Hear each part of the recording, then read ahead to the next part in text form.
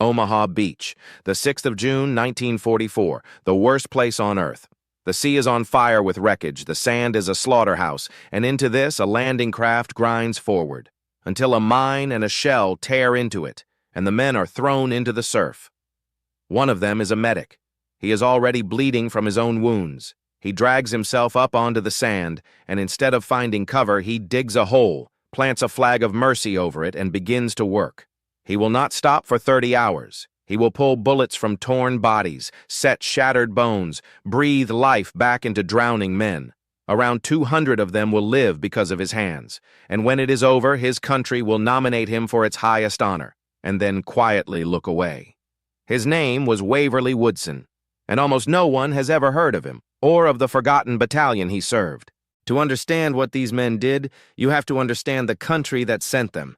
In 1944, the United States Army was segregated by law and by habit.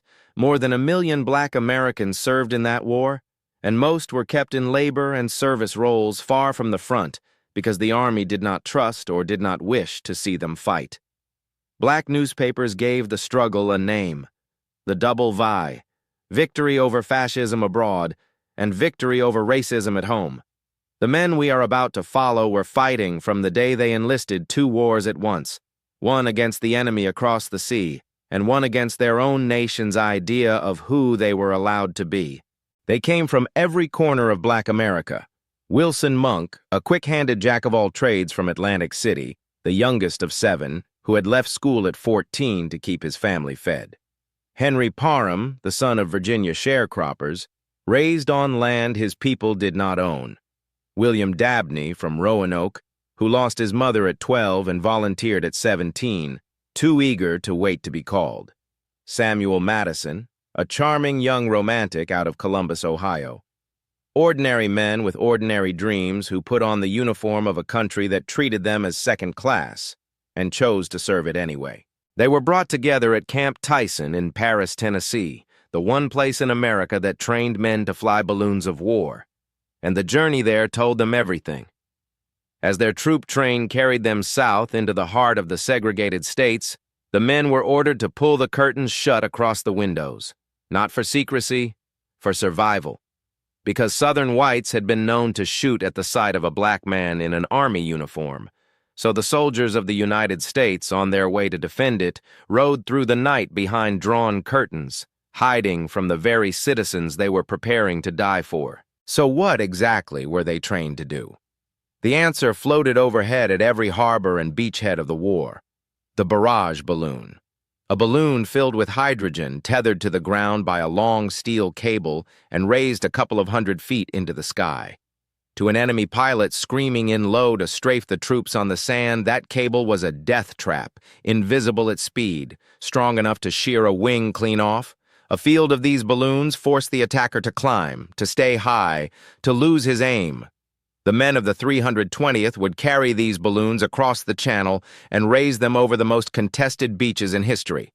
And they had 2 enemies, not one: the Germans and the hydrogen itself, which could turn a balloon into a fireball at a single spark. In November of 1943, the battalion sailed for England aboard a great ocean liner turned troop ship, and when they arrived, something happened that many of them would never forget.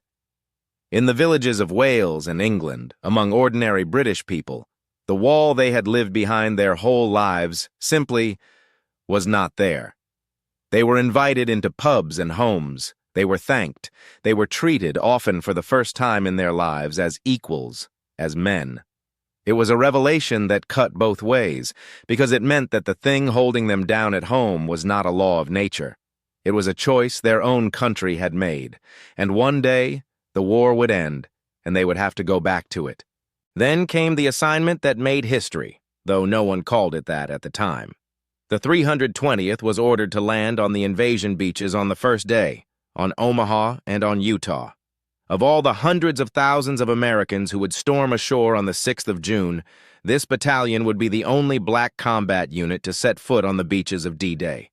621 men, and the first of them to land would be the medics, the men whose only weapon was their willingness to run toward the wounded.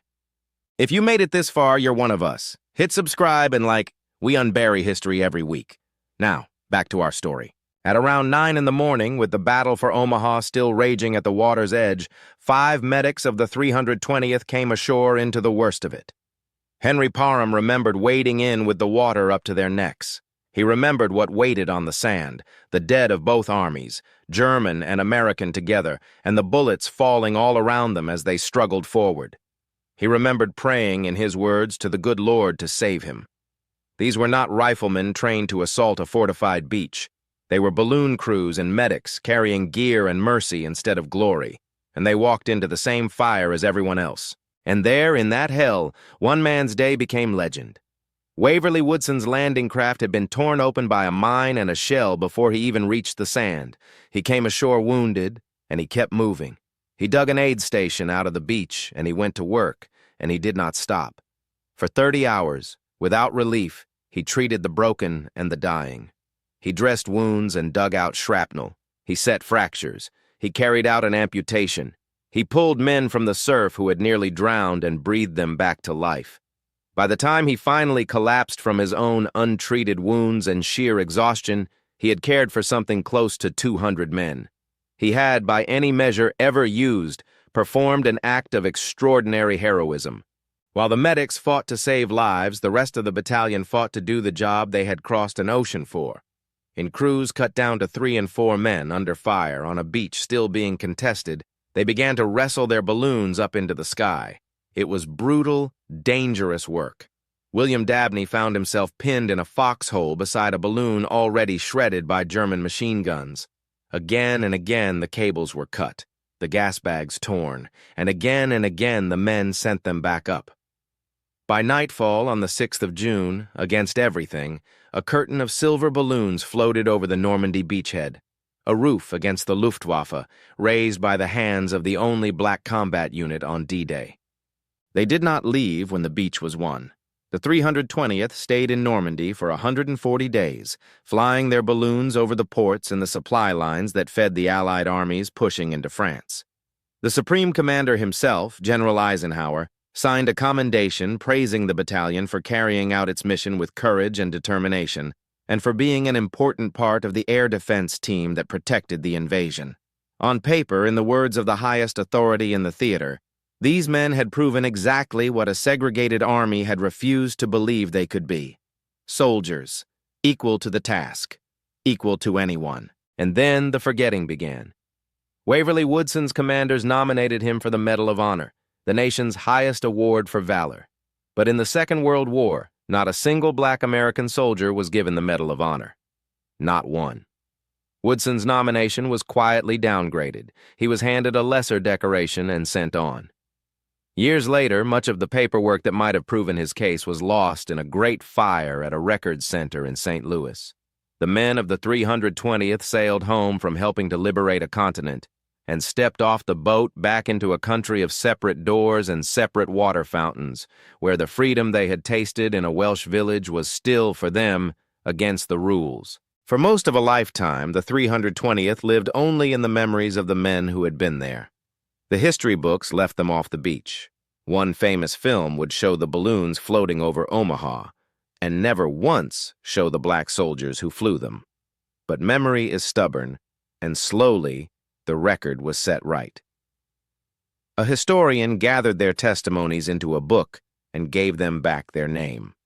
In 2009, William Dabney finally stood to receive the French Legion of Honor, more than 6 decades after the day he earned it.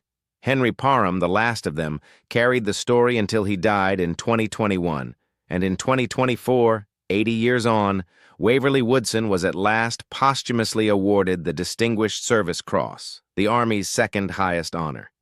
The fight to finally grant him the Medal of Honor goes on to this day. We tell the story of D-Day as the story of free men crossing the sea to break a tyranny. It is.